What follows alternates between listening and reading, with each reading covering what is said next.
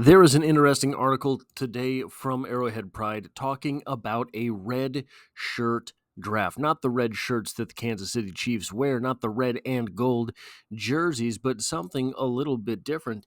In an article titled What would a red shirt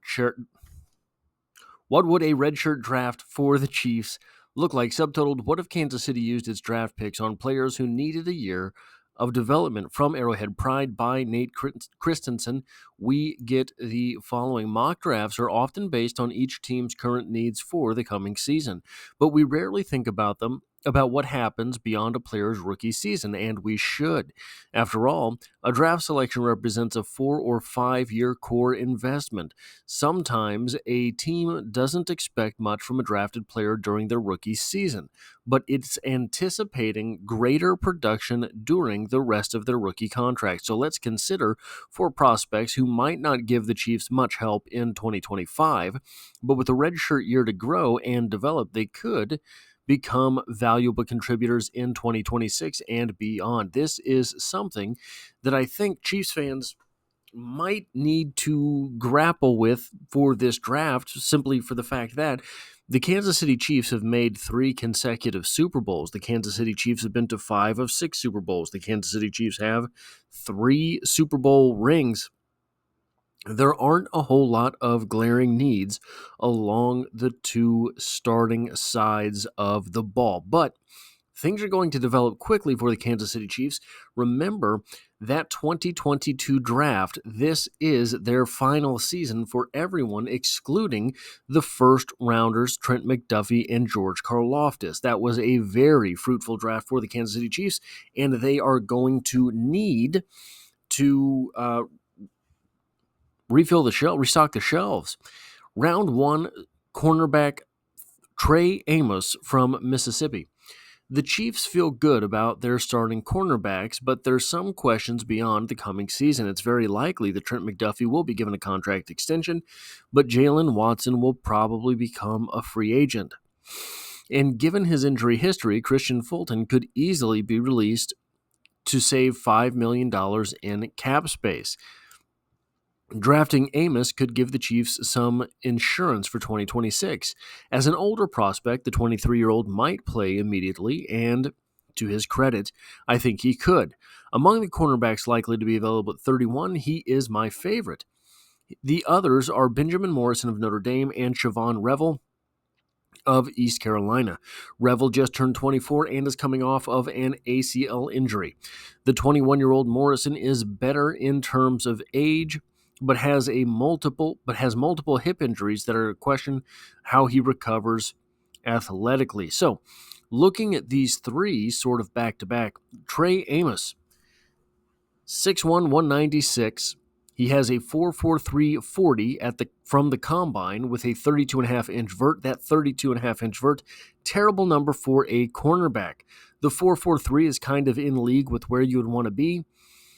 The 10-yard split, however, of 1.6 is not at all where you would want to be.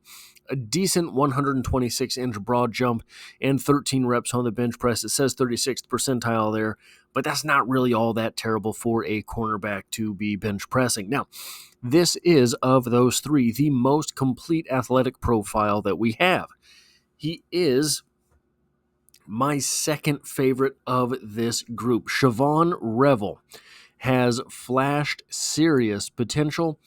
6'2", 194 pounds, a 4.40 projected 40. Now, he did run a 6.955 meter dash in high school. Unfortunately, that does not translate to anything particularly athletically compelling. It's sort of an average kind of number for a fast guy. So I'm not sure. We don't have an official 40 for Siobhan Revel. His tape says to me that he has number 1 cornerback stuff. You look at his injury. You look at the fact that he did not run. This is a guy that might fall in the draft. This could be an interesting draft for the Kansas City Chiefs, or I guess I should say this could be an uninteresting draft for the Kansas City Chiefs because of the players that might fall, Siobhan Revel being one of them. they might do something wild like cornerback back-to-back at some point in the draft. Say they take Trey Amos in the first. If Siobhan Revel is still there in the second, I think Siobhan Revel could be the pick in the second. And it sounds, if you've watched Siobhan Revel, if you're listening to some of the talk about Siobhan Revel, oh, well, he's a potential first rounder. That's true. He might fall with the injury, with the fact we haven't seen a 40. He might fall just because there are other things in this draft that are more sure right now than Siobhan Revel. That's how guys fall in the draft all the time leading up to the draft, in the immediate wake or in the immediacy of the draft. They will fall for those reasons a lot. And if that happens, the Chiefs could have the most stacked backfield in the NFL. Benjamin Morrison, the aforementioned cornerback out of Notre Dame, 6 feet tall, 193 pounds. Those are both decent numbers. 6 foot tall on the taller side for a corner, 193. Kind of where you see them. A 4.39 40-yard dash, but that is not official. It is a projection. A 17 bench press rep total. That's a good number for a corner. Of these three, Siobhan Revel is my favorite. I don't know if I necessarily see him getting taken at 31 simply because there are so many questions heading into this season.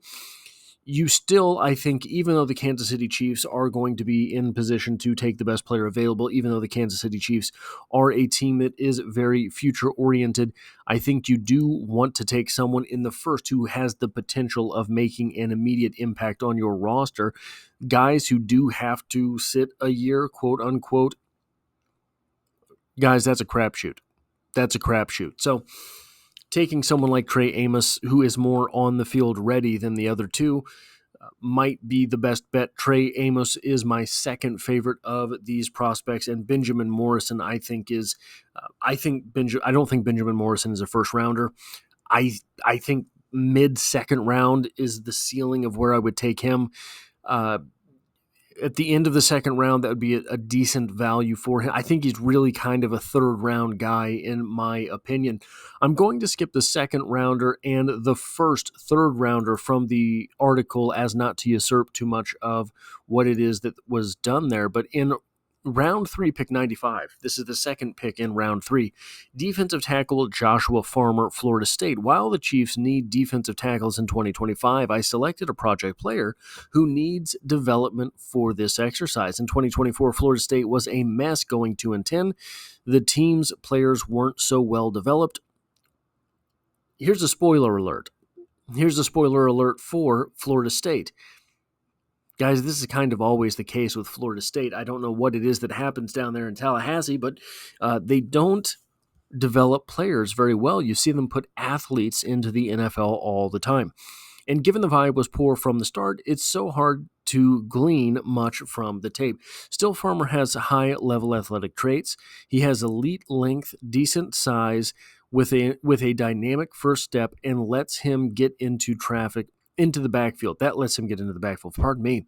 While he has some pass rush juice, he can also defend against the run. Before he can become an NFL starter, though, Farmer needs better pad level and more tools in his pass rushing bag.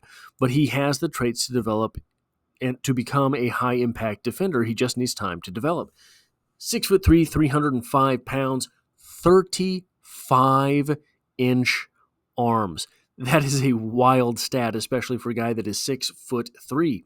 A 5'1", 140-yard dash, it's a decent number. 29-inch vert, it's okay. 112-inch broad jump.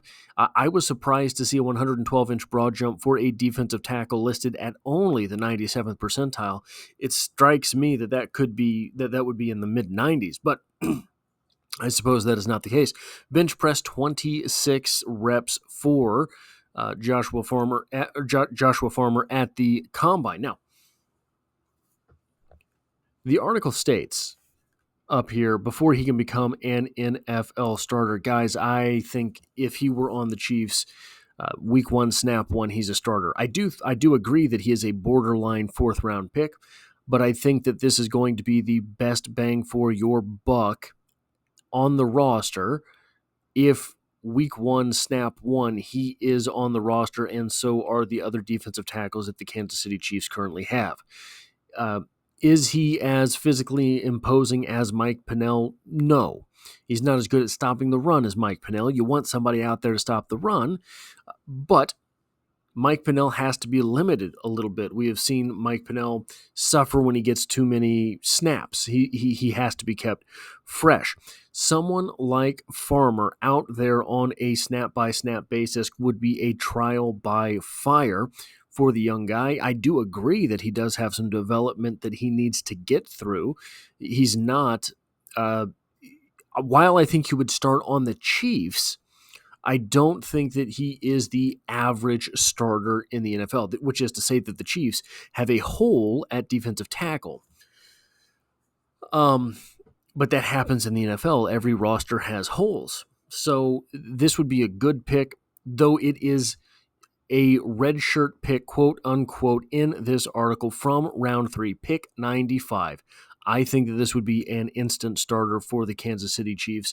To get Trey Amos in the first, to get Joshua Farmer in the third, that would make this defense pretty scary pretty quickly. Now, the second round pick was a tight end in the article. The first third round pick was a safety in the article.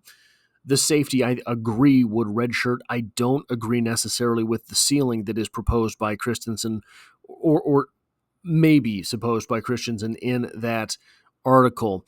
The tight end does not make a whole lot of sense to me. So these were my favorite picks from that mock draft from Arrowhead Pride via Nate Christensen. Anyway, guys, that's what I have for this video. If you like or appreciate what it is that I do here, hitting the like button really does help me out, as it tells YouTube to share this video with other Kansas City Chiefs fans. If you find yourself here by chance but not design, the Chiefs are the only thing I talk about on the channel, dropping multiple videos every single week, and I hope to have you back for the next one.